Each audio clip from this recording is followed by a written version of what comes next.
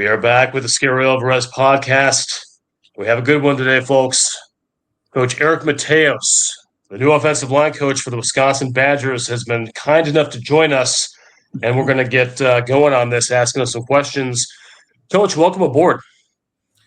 Thank you. It feels like I guess it's been a few months now, but I still feel like a rookie because I haven't coached my first practice. Well, you're definitely showing some veteran presence with the vest that looks like it could be Arctic. It's not very warm up there in Madison. No, it's I've had to get it a little bit adjusted. I grew up in Kansas City, so I feel like I'm calloused up a little bit, but I would say that the last 5 years, maybe I've gotten a little bit soft on the weather, but I'm getting back to tough guy vibes. I shoveled my driveway, not this past blizzard, but the last snow we got. I just went out there with short sleeves trying to, make my neighbors feel like I was one of them. They probably do about a quart of brandy before they go out to do it. That's a Wisconsin thing. Not suggesting you have to do that, Coach, but that's how they do it. Kansas City. Okay, so it might be even harder than the transition to being the new Wisconsin offensive line coach is becoming a Packer fan after being a Chiefs fan your whole life. How's that going? I haven't dove too deep into it yet. I think I need a full off season to get used to it. Luckily, I did wear green and gold in high school, so I did. It shouldn't be too hard of a transition, but I'm excited for it. I can handle it, I think. And Coach Grimes and I played against Jordan Love in 2019 when he was at Utah State. So that's a cool connection. Well, I appreciate we can give him some new tips and maybe depending on the Packers offseason goes in free agency, maybe some offensive line tips. I know it's been kind of an interesting go so far. But anyway, let's get talking about the Badgers. Just kind of as efficiently as you're willing to do, let us know how the Wisconsin job came to pass here a couple months ago. Mm-hmm. Yeah, well, I mean, it was pretty simple. It was there's obviously a head coaching change at University of Arkansas, and I like to think that the offensive line wasn't maybe one of the things that led to that. And so me and my wife kind of knew there was a chance that we'd be moving on after the season. Head coaches have the right to hire who they want to hire, and then basically the next day after the new head coach there told me he was going to bring in his own line coach, I got a call from Coach Grimes saying, would you have some interest in this opportunity? And I wasn't nervous about not having a job. I think I knew I'd be coaching the offensive line somewhere. And I even had, before it was all said and done, I had a few places to choose from. But when this came up, I was pretty zeroed in. I was pretty dialed in on coaching the offensive line for Wisconsin. Yeah, and we'll get into some of the, not to throw dirt at anyone from past years, but kind of how the situation was when he got in. But just kind of before we get to that, it's probably very difficult in a few minute podcast to give your offensive line coaching philosophy. But if this were a job interview, so to speak, kind of a proverbial job interview for that, what would you say your OL philosophy is if you could break it down to a few sentences? If I had to do it in the elevator, I think that's what you're asking. Elevator pitch. Yeah. I would say want to create an environment where we have the most fun of any position group in America when we're in the meeting room and we're spending time together. And but at the same time, we're going to be or have the highest football IQ of any offensive line in the country. And then once we cross the white lines, we need to be the most ruthless and gritty offensive line in the world. And I would say that developing that culture is easier said than done because, people expect O-linemen to be the ones that help an old lady across the street. But then once we grit across the street, we got to choke somebody out. So we're a little bit different breed. So I think that's kind of just part of the gig. It's one of the parts of the job. But I would say in a sense, like we want to have a lot of fun, make the learning environment enjoyable for players, um, challenge them intellectually, make them have to think like pro players, coach them from an NFL stock with an NFL style, and challenge their football IQ. But then when we cross the white lines, like we need to have some of that old school, I want to rip your face off mentality. And I would say that's kind of my general philosophy. It's easy to say, hard to do, because usually if you have too much fun and you never flip the switch, then you have a bunch of guys, jacking around at practice and joking too much. And at the other side of it, if you're always super serious and all tight, the meeting room is not going to be very fun. The guys ain't going to have fun coming to work. So that's kind of my goal for the players. Love it. I appreciate that. So again, kind of in the elevator pitch context, you walk into that offensive line room for the first time. You have some of your portal additions as on board as well, and we'll get into that in a moment. How does that first meshing meeting go when you have kind of the not old guys, but the existing players, and that was obviously a big priority after you came in, was to retain the talent that was in that room already, and then bring in sort of a select group of your own guys. It wasn't a gigantic portal OL class, but it looked like it was very handpicked. How does that meshing go? What does that look like? I mean, I think the first key message is that the players know that they're all my guys. Is that even though none of them chose to play for me, I wanted to be their coach, and so that's really the most important thing. And you got to lay it out, and it's a lot easier when you take a job and the players didn't like the last coach, and that wasn't the case here. I mean, players liked their last coach, and so when you're in that situation, you need to be have some tact, if you will, on not just coming in and saying, "Hey, everybody, shut up! It's gonna be my way or the highway." That ain't gonna be received very well by young people. So I think it's just like having some humility to yourself, but also lay out the vision. Like, hey, here's what we're gonna do, and here's the plan to do it. And I think once the players heard what we were going to do and the plan to do it, because anybody can say what you're going to do, but how you get there, that's the key. And I think a lot of the players appreciate that. And then the players that you bring in, it starts with bringing in the right people.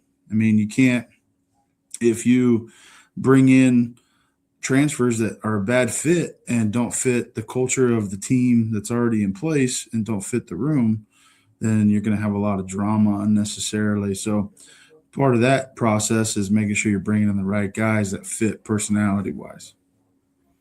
Yeah, I'd love to hear that, and I'm presuming it, but based upon my research on you, how you went about your business at other stops, including Arkansas and before, that there a lot of thought on the front end went into the offers that went out in the portal. I mean, I know you're going to say yes, but really quick, like how does that when the portal is obviously even the rando fans that are hearing this know that it's a crazy time.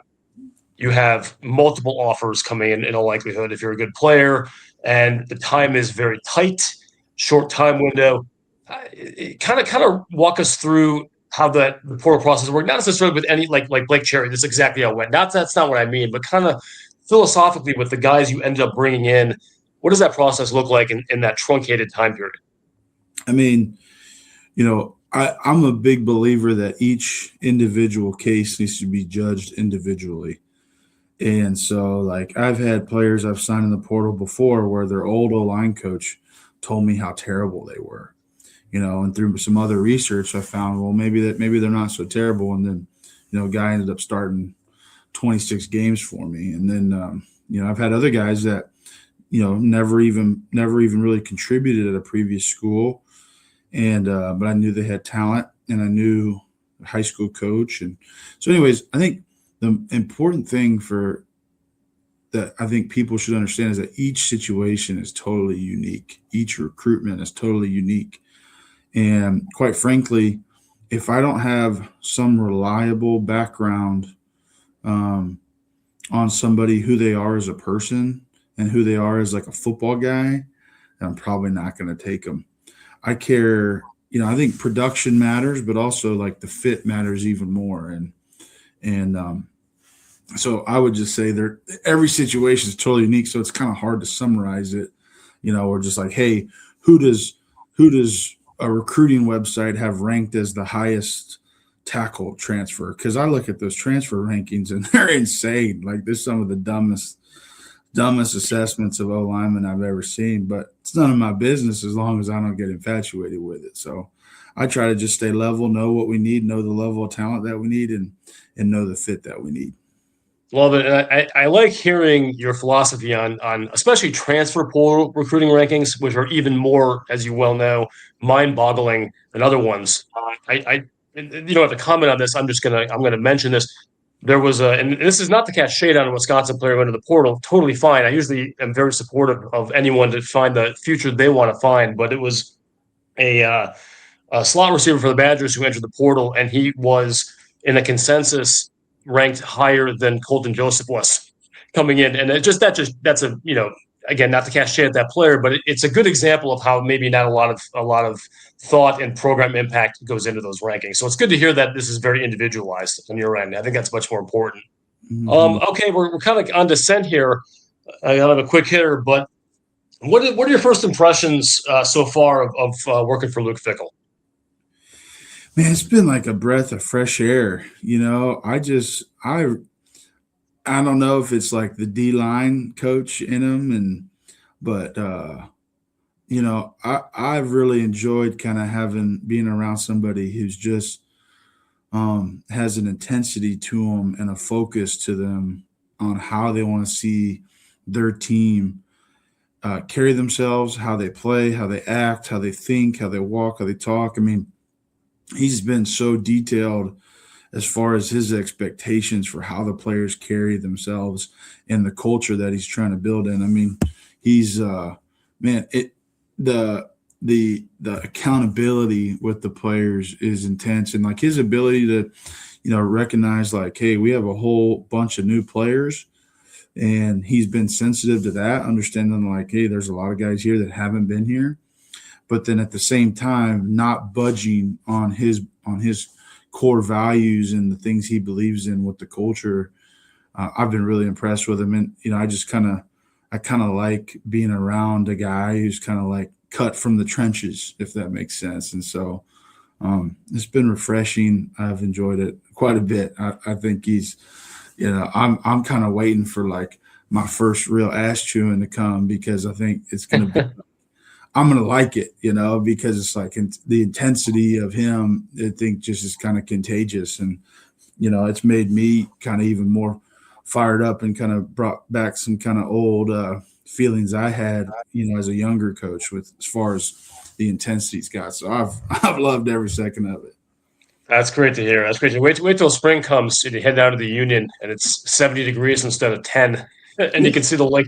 It's interesting. Kind of, you were in a sense recruited as well. And having to do the recruiting in the portal and then recruiting coaches in the coldest time of the year when you can't really get the vibe from what Madison's like most of the year is a challenge. So I'm hats off to Coach Fick and getting in here.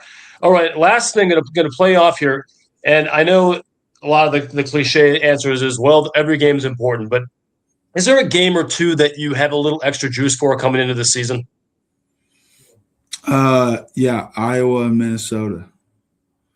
I mean, I'm a big believer in rivalry and tradition of rivalry. And, I grew up a Miami Hurricane fan with my family. I was born in Miami, and I mean, there's nothing better than watching Miami versus Florida State growing up. And that was actually my first football game I really remember watching the entire game.